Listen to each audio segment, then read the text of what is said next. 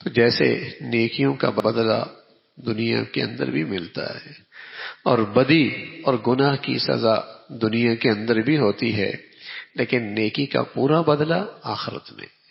اور بدی اور گناہ کی پوری سزا آخرت میں۔ ایک بہت بڑی غلط فہمی ہے، بہت بڑی غلط فہمی جو انسانوں کے اندر پھیلی ہوئی ہے، اور وہ غلط فہمی یہ ہے کہ ہماری زندگی کا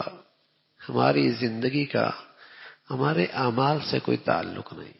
ہماری زندگی کا تعلق فیکٹری سے ہے، کارخانے سے ہے، دکان سے ہے، کاروبار سے ہے، پیسوں سے ہے، آمدنی سے ہے۔ ہماری زندگی کا تعلق ان چیزوں سے ہے،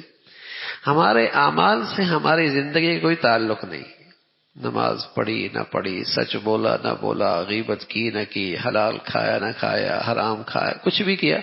ان اعمال کا ہماری زندگی سے کوئی تعلق نہیں۔ ہماری زندگی کا بننا اور بگڑنا، اس کا تعلق تو ہمارے کاروبار سے ہے،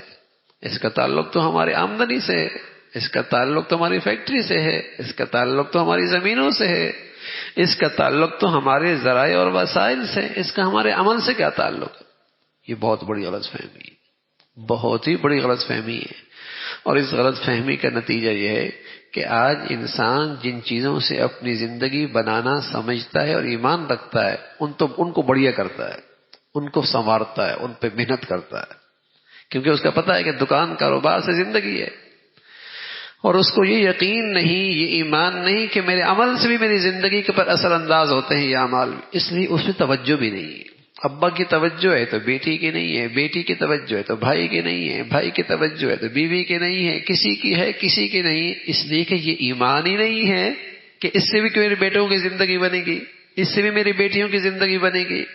اس سے بھی ہمارے معاشرے کی زندگی بنے گی۔ تو آج ایمان یہ ہے، اس غلط فہمی کا شکار ہر انسان ہوتا چلا جا رہا کہ وہ سمجھ رہا ہے کہ ان اعمال کا ہماری زندگی سے تعلق کوئی نہیں، حالانکہ اللہ نے بتایا ہے، اللہ کے رسول نے بتایا ہے کہ ان اعمال کی زندگی کا بھی تعلق تمہاری زندگی سے ہے۔ یہ نہ سمجھو کہ نماز پڑھی تو کچھ نہیں ہونا، نہ پڑھی تو تب پڑھ لی تب بھی کیا ہونا ہے، تلاوت کر لی تب کیا ہونا، نہ کی تب کیا ہونا ہے، اگر حلال کما لیا تب کیا ہونا ہے اور حرام کر لیا تب بھی کیا ہونا ہے، یہ نہ سمجھنا، بلکہ اس کا اثر تمہاری اس زندگی پر بھی پڑتا ہے۔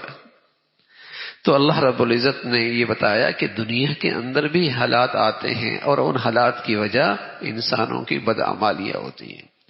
دنیا کے اندر بھی رسوائی اور ذلت آتی ہے اور اس کی وجہ بھی انسان کی بدعملی ہے، اس زندگی پر بھی ان کے اعمال اثر انداز ہوتے ہیں۔ اللہ رب العزت صحت مند ایمان بھی نصیب فرما دے اور صحت مند اعمال صالحہ بھی نصیب فرما دے۔